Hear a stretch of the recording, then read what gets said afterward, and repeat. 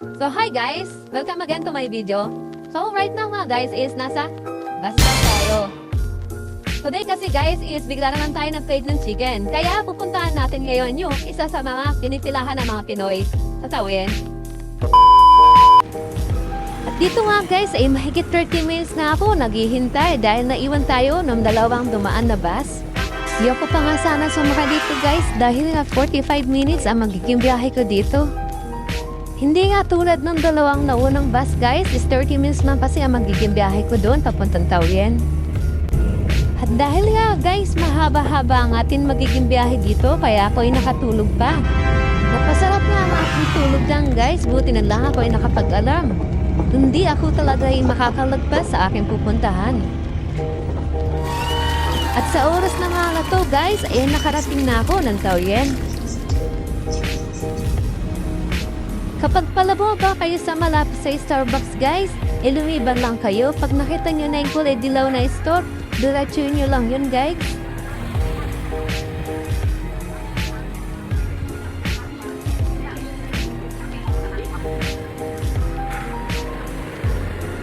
At pagdating nga dito guys, ay kakaliwa lang tayo. Tapos pagkakaliwa mo na to guys, is dire-diretso na to.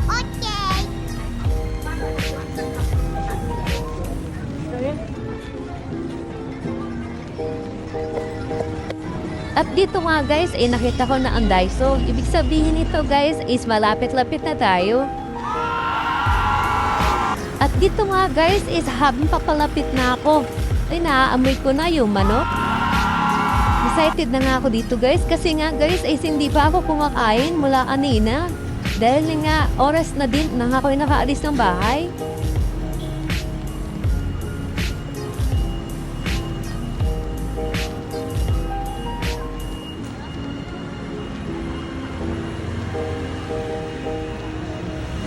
At finally guys, ay nandito na tayo sa bilihan ng chicken. Katabi lang pala to ng Poya guys, kaya hindi ka maliligaw dito. At dito nga guys, ay sobrang excited ko, ay pumila-pila pa ako. E nakalimutan ko guys, nabibili pa nga pala ako ng rice ko. At dito nga guys, dali-dali akong umalis para pumunta dun sa bilihan ng Piantang. Dun kasi may rice sigurado. At kapag nakita mo nga pala tong crispy donut guys, is kakaliwa ka lang. Tapos malapit na lang dito yung bilihan ng Piantang.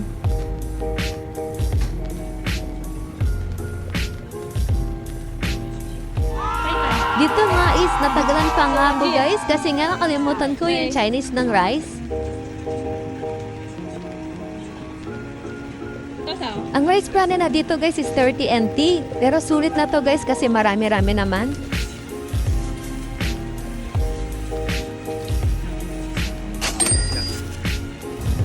At dito nga ay bumalik na ako sa pagpila. At dito nga guys is iniisip ko na kung meron pa bang bakanting table sa loob. Dahil nga mag-isa ako, wala akong makakatulong na maghanap ng preso sa loob. Dito nga guys is iniisip ko na talaga kung meron ba akong makakainin mamaya.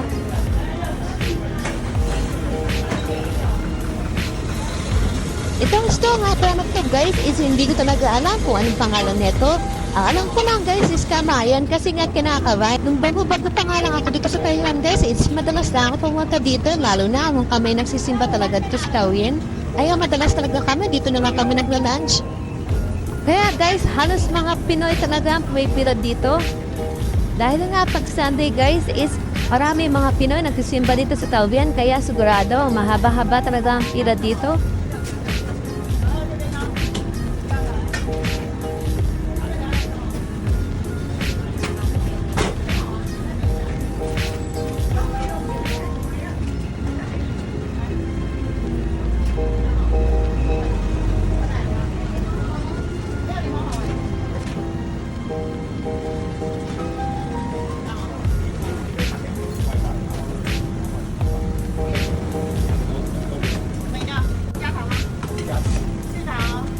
At dito nga guys, meron silang 140 na tatlong chicken at 150 na dalawang chicken at meron sila na rice na binalutan ng skin ng chicken. At 160 guys, meron sila na isang binti at isang tirasong chicken. At may paisa rin lahat yung guys. Mag-add na lang kayo ng 5 NT guys para meron pa rin drinks. dito nga guys is nag-order lang tayo ng tig 140. Dahil nga mag-isa lang tayo. At sa pagkakataon na nga na to, naghahanap na nga ako ng table. At dito na lang guys is meron dun sa pinakadulo. At sa part na nga na to, ikinabahan ako. Akala ko ikakain ako na nakatayo. At ito na nga yung akin na order guys. Tatlong chicken at meron na din tong fries. And meron na din tong coke. And syempre yung rice natin, hindi yan pwedeng mawala. At dito nga guys, binubuksan ko na tong kain para makita ko kung gaano siya kadami. At yun na nga guys, madami-dami na din pala. Sulit na din pala yung 30 NT. At dito nga guys, i-build ko na yung salt and pepper para mas masarap yung chicken natin. So kain tayo guys. Yung chicken nga nila dito guys is pasok na pasok sa panlasang Pinoy. Kaya babalik-balikan mo talaga to guys. Hindi lang sa sobrang laki ng mga chicken guys, sobrang sarap pa. Kaya talaga sulit yung kain mo dito. Busog na naman ang hinday nyo.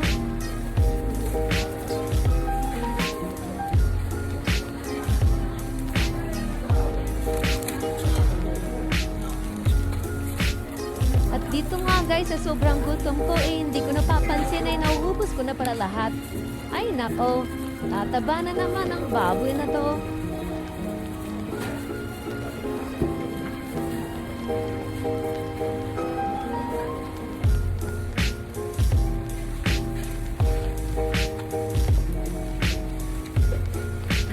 At dito nga guys, inaubos ko na yung tatlong chicken at yung fries.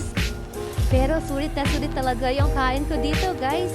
Sobrang sarap kasi naman talaga ng chicken nila. Kaya mapapaubos talaga lahat-lahat simot-simot. Buti na lang talaga guys, hindi kinakain yung buto. Kundi talaga pati buto ay kain din. At dito nga guys, nung paglabas ko ay nagpunta muna ako ng night at nag-window shopping lang muna tayo. Tingnan natin guys kung ano yung mga sale na dito.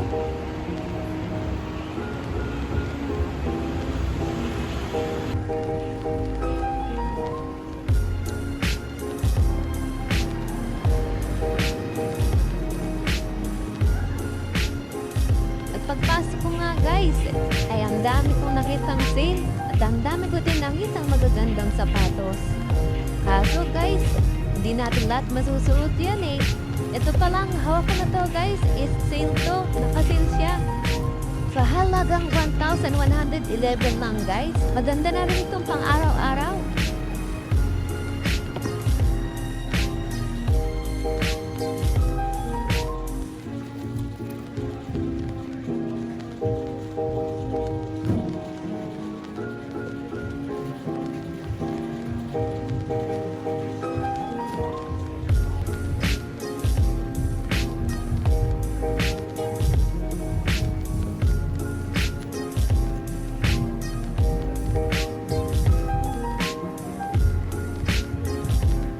At dito nga guys, habang papalapit na nga akong lumabas, may nasilayan pa akong magandang sapatos.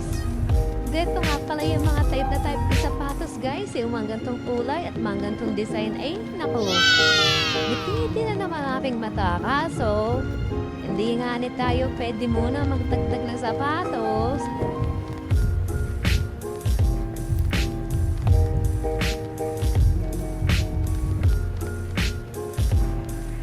Dito nga guys, lumabas na nga ako. Baka makalimutan ko, nag-window shopping nga lang pala ako.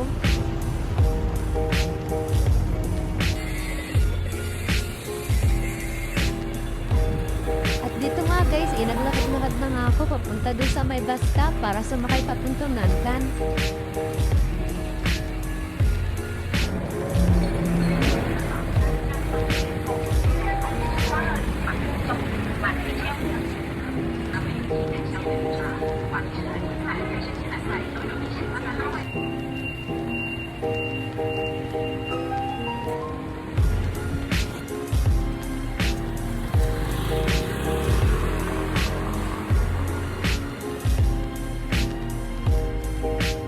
And after 5 minutes guys, nandito na nga ako. Hindi ko nga alam kung anong bus stop to eh. At yun nga guys, Guandi Temple daw.